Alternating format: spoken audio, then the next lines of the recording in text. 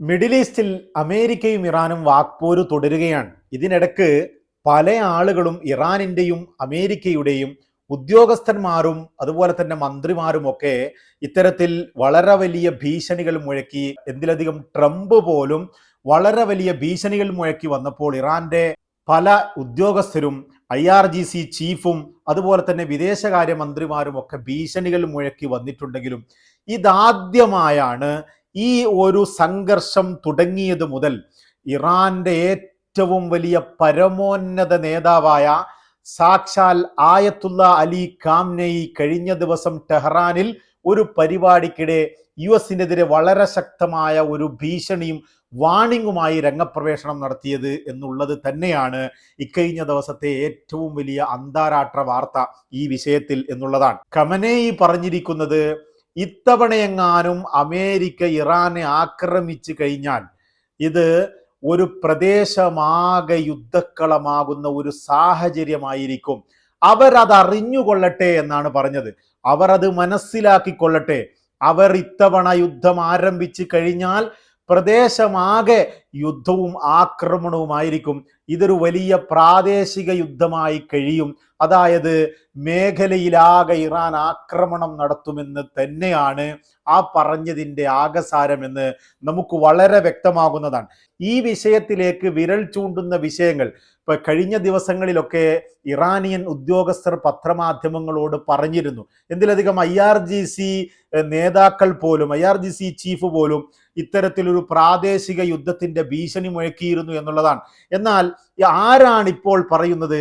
സാക്ഷാൽ ഇറാന്റെ പരമോന്നത നേതാവായ, അതായത് 1979 മുതൽ ഇറാനിയൻ വിപ്ലവം US പിന്തുണയുള്ള മുഹമ്മദ് റസാ ഷാ പഹലവിയെ പുറത്താക്കി ഇസ്ലാമിക് റിപ്പബ്ലിക് വന്നതു മുതൽ ആ വിപ്ലവത്തിന് ശേഷം ഇപ്പോൾ ഏകദേശം ഈ ഖമനേയി അധികാരമേറ്റിട്ട് 37 വർഷമായി ഇറാന്റെ പരമോന്നത പദവിയിലിരിക്കുന്ന 87-കാരനായ ആയത്തുള്ള അലി ഖമനേയിയാണ് അവിടുത്തെ IRGCയുടെ മുഴുവൻ താക്കോൽ നിയന്ത്രണവും നിയന്ത്രിക്കുന്നത് എന്നുള്ളതാണ്. അദ്ദേഹത്തിന്റെ കൈകളിലാണ് IRGC. അദ്ദേഹം പറയുന്നത് പോലെയാണ് പ്രവർത്തിക്കുക. ആ ആയത്തുള്ള തന്നെ വന്ന് പറയുന്നു, ടെഹ്റാനിൽ ഞങ്ങളെ ആക്രമിച്ചു കഴിഞ്ഞാൽ അത് പ്രദേശമാകെ കത്തുന്ന രീതിയിലേക്ക്, ആക്രമിക്കപ്പെടുന്ന രീതിയിലേക്ക് ഈ യുദ്ധം മാറുമെന്ന് ട്രംപ് മനസ്സിലാക്കിക്കൊള്ളട്ടെ എന്നുള്ളതാണ്. അതായത് ഈ വിഷയം ട്രംപിനോട് പത്രമാധ്യമങ്ങൾ ചോദിച്ചപ്പോൾ അദ്ദേഹം അങ്ങനെ പറയും എന്ന് പറഞ്ഞ് ട്രംപ് അങ്ങ് ഒഴിഞ്ഞു മാറുകയായിരുന്നു. അതുപോലെ തന്നെ ട്രംപ് പറഞ്ഞു അവർ ഒരു കരാറിലേക്ക് എത്തും. തുടർച്ചയായി ഇപ്പൊ കുറച്ചു ദിവസങ്ങളായി ട്രംപ് ആദ്യമൊക്കെ ആക്രമിക്കുന്നതിനെ കുറിച്ചും ഞങ്ങളുടെ ഫ്ലൊട്ടില്ലകൾ അവിടത്തേക്ക് പോകുന്നുണ്ട്, വലിയ വാർഷിപ്പുകൾ പോകുന്നുണ്ട് എന്നൊക്കെ പറഞ്ഞ ട്രംപ് പിന്നീട് നയം മാറ്റുകയുണ്ടായി എന്നുള്ളതാണ്. ഇപ്പം കുറച്ച് ദിവസങ്ങളായി ട്രംപ് പറഞ്ഞുകൊണ്ടിരിക്കുന്നത് അവർ അഗ്രിമെന്റിലേക്ക് എത്തും, കരാറിലേക്ക് എത്തും എന്ന് തന്നെയാണ്. ഇതിനെക്കുറിച്ച് സൂചിപ്പിച്ചപ്പോഴും അവർ കരാറിലേക്ക് എത്തുമെന്നാണ് ട്രംപ് പറയുന്നത്. എന്നാൽ അത്തരത്തിൽ എത്തിയിട്ടില്ലെങ്കിൽ അദ്ദേഹം പറഞ്ഞത് ശരിയാണോ എന്ന് നമുക്ക് പരിശോധിക്കാം എന്നും ട്രംപ് പറഞ്ഞു വെച്ചോ എന്നുള്ളതാണ്. എന്നാൽ ഇക്കഴിഞ്ഞ ദിവസങ്ങളിൽ നമുക്കറിയാം, വെനിസ്വേല വിഷയത്തിന് ശേഷമാണല്ലോ ഇത്തരത്തിൽ യുദ്ധക്കപ്പലുമായി അമേരിക്കൻ പട ഇറാൻ തീരത്തേക്ക്, ഗൾഫ് തീരത്തേക്ക് വന്നത്. ഈ ഒരു വിഷയം വന്നത് മുതൽ ഇറാന്റെ പരമോന്നത നേതാവ് ഒളിച്ചോടിയെന്നും ബങ്കറിലേക്ക് കയറിയെന്നും ഇനി അദ്ദേഹം ഇറങ്ങുകയില്ലെന്നും ഒക്കെ പറഞ്ഞവർക്ക് വളരെ വലിയ തിരിച്ചടിയായിക്കൊണ്ടാണ് ജനമധ്യത്തിലേക്ക് ആയത്തുള്ള അലി ഖാംനെയി കഴിഞ്ഞ ദിവസം രംഗപ്രവേശനം നടത്തിയത്. ഇത്തരത്തിൽ ഷാ ഭരണകൂടത്തിന് അന്ത്യം കുറിച്ച് ഇസ്ലാമിക് റിപ്പബ്ലിക് സ്ഥാപിച്ചതിന്റെ വാർഷിക പരിപാടിക്കായിരുന്നു ആയത്തുള്ള അലി ഖാംനെയി കഴിഞ്ഞ ദിവസം ജനമധ്യത്തിലേക്ക് രംഗപ്രവേശനം നടത്തിയത് എന്നുള്ളതാണ്. ഈ പ്രസംഗം തന്നെ ശനിയാഴ്ച റൂഹുള്ളയുടെ മക്ബറ സന്ദർശനം നടത്തി. ഞായറാഴ്ചയാണ് ടെഹ്റാനിൽ ജനമധ്യത്തിൽ ഇത്തരത്തിലുള്ള ഒരു വലിയ പ്രസംഗം നടത്തിയത്. എന്നാൽ അവിടെ ഈ ഒരു ആഘോഷ പരിപാടികളുമായി ബന്ധപ്പെട്ടുകൊണ്ട് 10 ദിവസത്തെ വളരെ വിപുലമായ ആഘോഷ പരിപാടികളാണ് ഇറാൻ സംഘടിപ്പിക്കുന്നത്. ഇപ്പോൾ ആയത്തുള്ള അലി ഖാംനെയി തന്നെ പറയുന്നു, ഈ സമീപകാലത്ത് വലിയ ഒരു രാജ്യദ്രോഹം നമ്മുടെ നാട്ടിൽ നടന്നു എന്ന്. അതായത് അമേരിക്ക നിർമ്മിച്ചെടുത്ത ഈ പ്രൊട്ടസ്റ്റിനെയാണ് ഖമനേയി ഈ രാജ്യദ്രോഹം എന്ന് വിശേഷിപ്പിച്ചത്. ഈ പ്രൊട്ടസ്റ്റുകാർ അവർ ഉദ്ദേശിച്ചത് ഇവിടെ ഒരു നല്ല ഭരണം വരലോ മറ്റോ അല്ല. അവർക്കിവിടെ റിജീം ചേഞ്ച്, ഭരണം അട്ടിമറിച്ചുകൊണ്ട് ഒരു രാജ്യത്തൊരു അരക്ഷിതാവസ്ഥ സൃഷ്ടിക്കലാണ് അവരുടെ ഉദ്ദേശമെന്ന് ഖമനേയി തുറന്നടിച്ചു എന്നുള്ളതാണ്. ഇത് അമേരിക്ക അല്ലെങ്കിൽ സയനിസ്റ്റ് ഭരണകൂടം നയിക്കുന്ന ഒരു പ്രൊട്ടസ്റ്റ് മാത്രമാണ്. അതിനുള്ള ഏറ്റവും വലിയ കാരണം ഈ പ്രൊട്ടസ്റ്റ് നടത്തിയവർ ചെയ്ത പ്രവർത്തനങ്ങളെ ഖമനേയി എണ്ണിപ്പറഞ്ഞു എന്നുള്ളതാണ്. അവർ ഫലപ്രദമായ പല സംഭവങ്ങളും തച്ചുടക്കുകയും ആക്രമിക്കപ്പെടുകയും മാത്രമായിരുന്നു അവരുദ്ദേശം. പള്ളികൾ ആക്രമിച്ചു, ബാങ്കുകളും മറ്റ് IRGC സൗകര്യങ്ങളും അവർ ആക്രമിച്ചു, എന്തിലധികം ഖുർആൻ വരെ അവർ കത്തിച്ചു എന്ന് ആ ഖമനേയി തുറന്നടിച്ചു എന്നുള്ളതാണ്. ഇത്തരക്കാരെ നമ്മൾ അടിച്ചമർത്തി ഒതുക്കിയിരിക്കുന്നു എന്നും IRGCയുടെ മുഴുവൻ അധികാരവും കയ്യിൽ വെക്കുന്ന പരമോന്നത നേതാവ് 87-കാരനായ ആയത്തുള്ള അലി ഖമനേയി കഴിഞ്ഞ ദിവസം തുറന്നടിച്ചു എന്നുള്ളതാണ്. ഇത്തരത്തിൽ വളരെ വലിയ ഭീഷണികളാണ് ഇറാനിൽ നിന്ന് അമേരിക്കക്കെതിരെ വന്നുകൊണ്ടിരിക്കുന്നത്.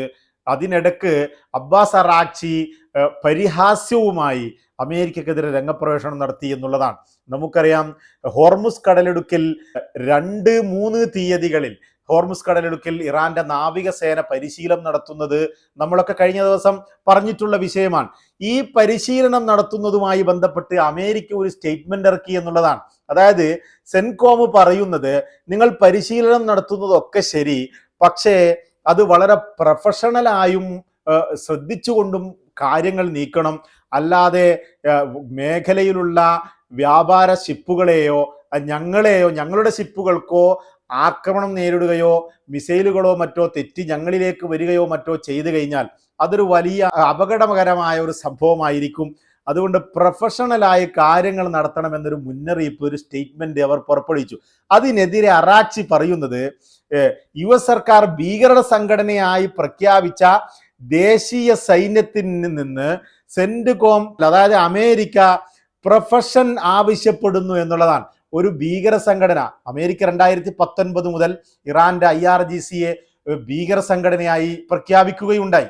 ആ ഭീകര സംഘടനയിൽ നിന്ന് പ്രൊഫഷണൽ ആവശ്യപ്പെടുന്നു എന്ന് പറഞ്ഞുകൊണ്ട് അറാഖ്ചി പരിഹസിക്കുകയാണ്. അതുപോലെ തന്നെ പിന്നെ അറാഖ്ചി പറയുന്നത്, അതേ ഭീകര സംഘടനക്ക് അവിടെ സൈനിക പരിശീലനം നടത്താനുള്ള അവരുടെ അവകാശം വകവെച്ച് കൊടുക്കുകയും ചെയ്യുന്നു. നിങ്ങൾ അവിടെ നടത്തിക്കോളൂ, പക്ഷേ പ്രൊഫഷണലായി നടത്തണമെന്നാണല്ലോ അമേരിക്ക പറഞ്ഞിട്ടുള്ളത്. ഒരു ഭീകര സംഘടനയോട് ഇത്തരത്തിൽ പറഞ്ഞതിനെ പരിഹസിച്ചുകൊണ്ടാണ് ഇറാന്റെ വിദേശകാര്യമന്ത്രി കഴിഞ്ഞ ദിവസം രംഗപ്രവേശനം നടത്തിയത്. അതുപോലെ തന്നെ ഇക്കഴിഞ്ഞ ദിവസം യൂറോപ്യൻ യൂണിയനും IRGCയെ ഭീകര പട്ടികയിൽ ഉൾപ്പെടുത്തിയിരുന്നു. അതിനെതിരെ കഴിഞ്ഞ ദിവസം ഇറാന്റെ പാർലമെന്റ് ഐക്യകണ്ഠേന യൂറോപ്യൻ ആർമിയെ മുഴുക്കയും ഭീകര പട്ടികയിൽ ഉൾപ്പെടുത്തി തിരിച്ചടിച്ചു എന്നുള്ളതാണ് മറ്റൊരു വിഷയം എന്ന് പറയുന്നത്. ഇത്തരത്തിൽ കഴിഞ്ഞ ദിവസം പാർലമെന്റിനുള്ളിൽ IRGC യൂണിഫോം ധരിച്ചുകൊണ്ട് പാർലമെന്റ് മെമ്പർമാർ മുഴുക്കയും വന്ന് അമേരിക്കക്ക് മരണം, ഇസ്രയേലിന് മരണം എന്ന മുദ്രാവാക്യം വിളിക്കുകയുണ്ടായി. ദീർഘമായ സമയം ജനങ്ങളെ കോരിത്തെരിപ്പിക്കുന്ന രീതിയിൽ, അതായത് ഇറാനിലെ ജനങ്ങളെ ഈ ഒരു യുദ്ധഭീഷണിയുള്ള സമയത്ത് കോരിത്തെരിപ്പിക്കുന്ന രീതിയിൽ, രോമാഞ്ചമുണർത്തുന്ന രീതിയിൽ, ആരുടെ മുന്നിലും നമ്മൾ തലകുനിക്കുകയില്ല എന്ന് അവരുടെ മനസ്സിൽ ഇട്ടുകൊടുക്കുന്ന രീതിയിലുള്ള, ആരെയും ഭയപ്പെടാത്ത, അമേരിക്ക ഒരു ഭാഗത്ത് നിന്ന് ഭയപ്പെടുത്തി കീഴ്പ്പെടുത്തുവാൻ വേണ്ടി ശ്രമിക്കുമ്പോൾ പാർലമെന്റിനുള്ളിൽ സൈന്യത്തിന്റെ യൂണിഫോം ധരിച്ചുകൊണ്ടാണ് അംഗങ്ങൾ എത്തിയത്. എന്നിട്ട് വളരെ ചേർന്ന് നിന്നുകൊണ്ട് അമേരിക്കക്ക് മരണം എന്ന മുദ്രാവാക്യം വിളിച്ചു എന്നുള്ളതാണ്. കൂടെ ഇസ്രയേലിന് മരണം എന്ന മുദ്രാവാക്യവും വിളിച്ചു. ഒരു നിലക്കും വിട്ടുകൊടുക്കുകയില്ല എന്ന ഒരു മുദ്രാവാക്യമാണ്, എന്ന ഭീഷണികളാണ്, എന്ന താക്കീതുകളാണ് ഇറാന്റെ ഭാഗത്ത് നിന്ന് വന്നുകൊണ്ടിരിക്കുന്നത് എന്ന് തന്നെ വേണം പറയാൻ. അതിനിടയ്ക്ക് കഴിഞ്ഞ കാലങ്ങളിൽ കണ്ടതുപോലെ സൂക്ഷ്മമായി നിരീക്ഷിച്ച് ശത്രുവിന് സമയം കൊടുത്തുകൊണ്ട് ദിവസങ്ങൾ കഴിഞ്ഞ് ആക്രമിക്കുന്ന ഒരു രീതി ഇറാൻ പിന്തുടരുമെന്ന് അമേരിക്ക കരുതേണ്ടതില്ലെന്നും, ഉടനടിയും അതിശക്തമായിരിക്കും ഞങ്ങളുടെ ഇത്തവണത്തെ പ്രത്യാക്രമണമെന്നും അവർ മനസ്സിലാക്കണമെന്നും കഴിഞ്ഞ ദിവസം IRGC മേധാവിയും മറ്റുമൊക്കെ മുന്നറിയിപ്പും നൽകിയിരുന്നു. എല്ലാം കൂടി വെച്ച് നോക്കുമ്പോൾ ഇറാൻ ഞങ്ങളുടെ അവകാശങ്ങൾ പരിഗണിക്കുകയാണെങ്കിൽ മാത്രമേ ചർച്ചക്കുണ്ടാവുകയുള്ളൂ, അത്തരത്തിൽ പരിഗണിച്ചുകൊണ്ട് വേണമെങ്കിൽ ചർച്ചയ്ക്കിരിക്കാമെന്ന് സമ്മതിച്ചിട്ടുണ്ട്. ചർച്ചകൾ വിജയിക്കുമോ എന്ന് നമുക്ക് നോക്കാം. മേഖലയിൽ സമാധാനം പുലരുക തന്നെയാണ് വേണ്ടത്.